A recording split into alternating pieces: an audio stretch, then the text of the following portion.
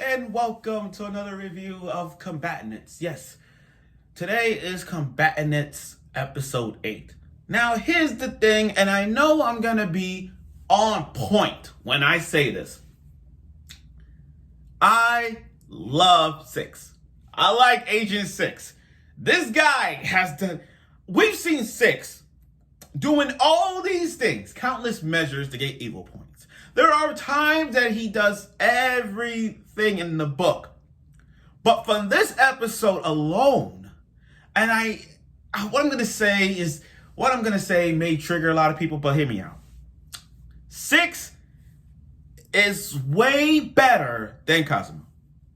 I mean, there's absolutely nothing I can say in this episode that I hate Six so much. I can't think of nothing to hate Six. Six is a straightforward guy who will do whatever he can to get evil points. And what he did in this episode, he's bold. Like, legit bold. I can't think of anything. We've seen anime characters go over the limit. We've seen characters go bold like no man has ever done before. But Six, I don't know what to begin. There's absolutely nothing I can say. Now, this episode was, I'll be honest, I understand why this episode is rushed. I mean, just looking at it, I can see it was rushed. And I know that people are like, this is a rush episode. I didn't really get it. I didn't really get the storyline behind it. I don't know what the plot is going to be, all this. But I get it. I mean, it was supposed to be a diplomatic mission, but then it ended to like an entertaining experience. That's what it was. But again, this episode introduce two new characters and a whole funny excitement just to get water stones and all that. So without further ado, let's get right into it, because this is the funniest episode I've seen. And I feel like for every episode of Combatants is gonna get funny. So without further ado, let's talk about my review of episode 8 of Combatants. Now, what a way to start off the opening with Tillis, the Prince Tillis, saying, Dick Festival! I'm like, oh my gosh, she tried to say Dick Festival. And because of that, the king vanished. We don't know where the king is, so the princess had to say, Dick Festival! And I love how Six played the part of like, I don't know what you're talking about. You know what you said, Six, you just want her to say it just to get evil points. But I love that moment. Now, Tillis said we need to gather some water supplies, make it rain because they are running out of water stones. So she's like, okay, I need you to take Snow to see the prince because the prince is really seductive or whatnot. So I need you to be Snow's guard. So all right, so they go on a mission to the other town of Taurus, another nation, just to get some water stones. And as they were driving, Grim is funny as hell in this episode. She's all standing like, I'm the winner, and she fell. And I can't with this girl. I can't. I'm sorry. I'm just laughing my ass off, and this episode was funny. Now I love how they all dressed up and everything, and Grim herself, she's like, sexy, am I sexy? She's like, and positivity, never call Grim old. That's number one. And with Six, he's like, you're too old for that dress. I'm sorry, you're too old. He was straightforward. I love how, the thing about Six is that he is so honest, despite, he doesn't care. That's what I like about Six. He doesn't care in a funny way. He doesn't care. He's like, oh, you're too old. And then Grim about the curse, and he dodged the curse. So we don't know where that curse landed, but they revealed it later on. So as all the girls, the only thing good about this episode was them in their outfits. That's the only great thing about it. So anyway, as they were going to the banquet, these three were the funniest of all. Like, I don't even know where to begin. Let's break it down a bit. First off, you got Grim, who tried to play the role of like the sexy lady type. Grim is like, oh, how you doing? You're new here. My name is Grim, all that stuff. She tried to be all sexy, not wearing any socks or boots. She's like, why you only have your feet, And she's like, oops, sorry, I dropped something.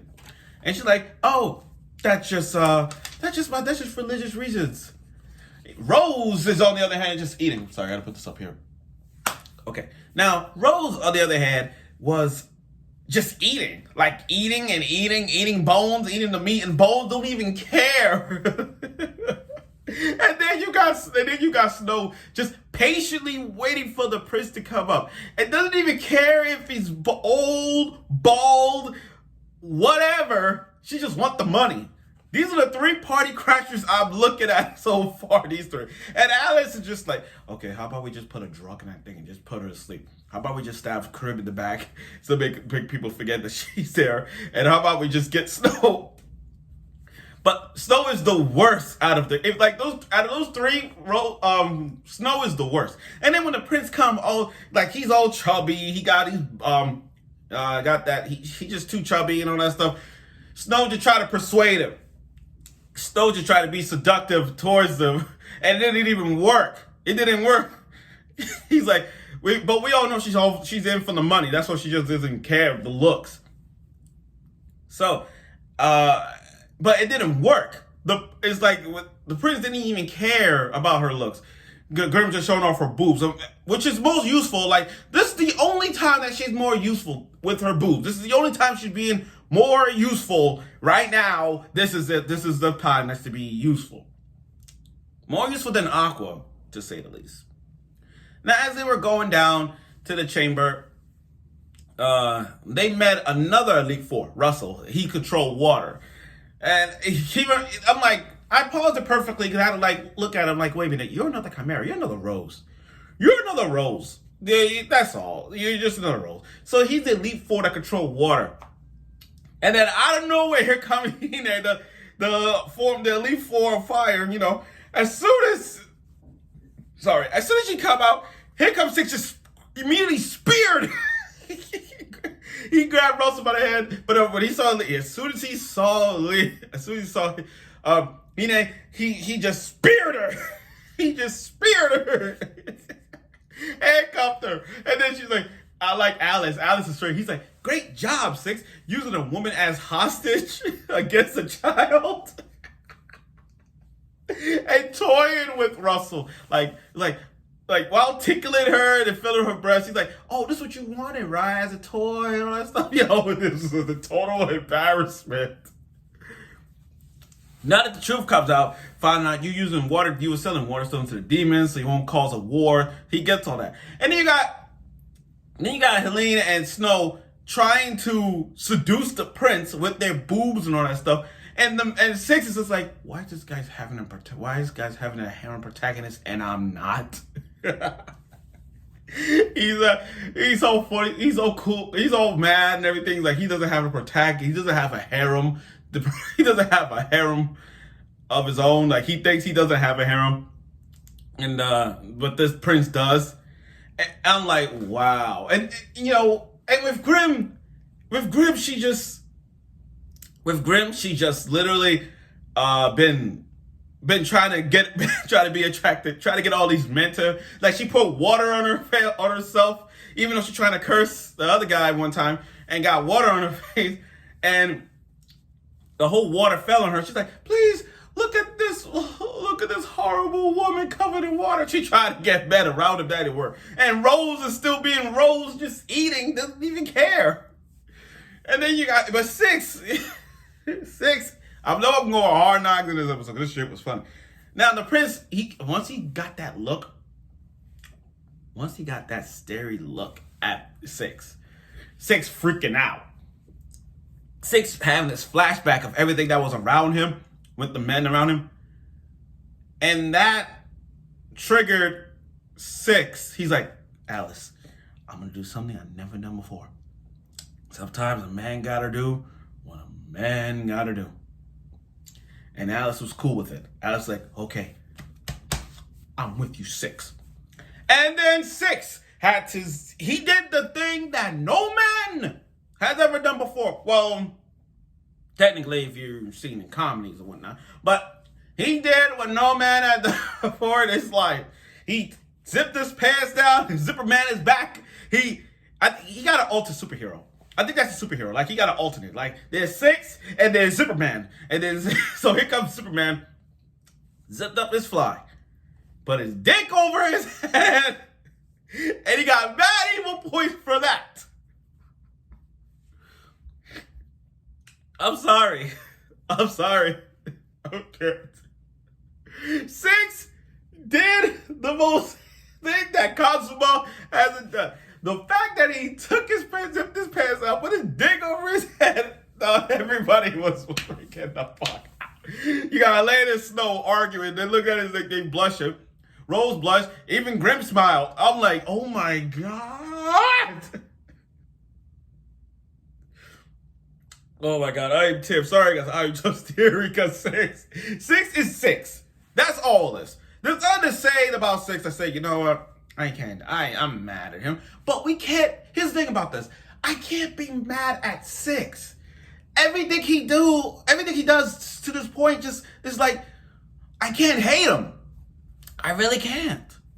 All right, so, but here's the question I kind of asked myself this just by watching this episode. How the hell Grim was able to stand the entire time? Normally we always saw Grim in a wheelchair, but how the hell she's able to stand the entire time? Like, did she curse herself to stand? Like, I need to know.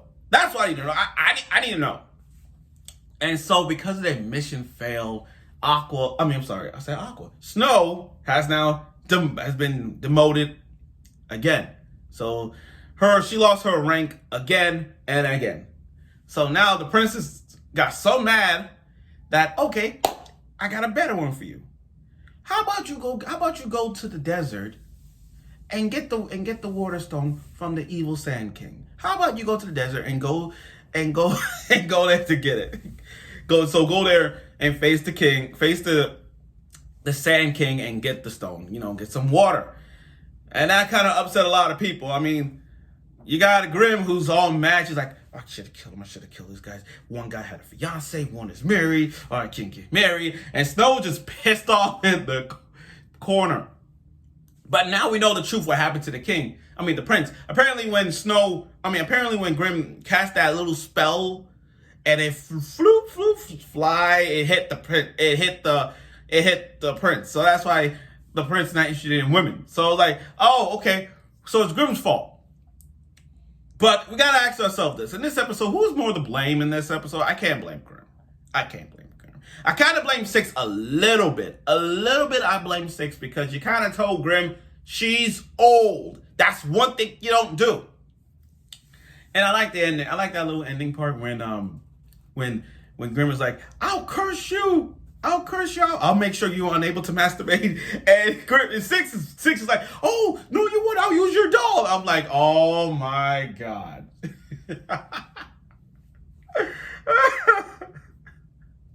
Now, here's the thing.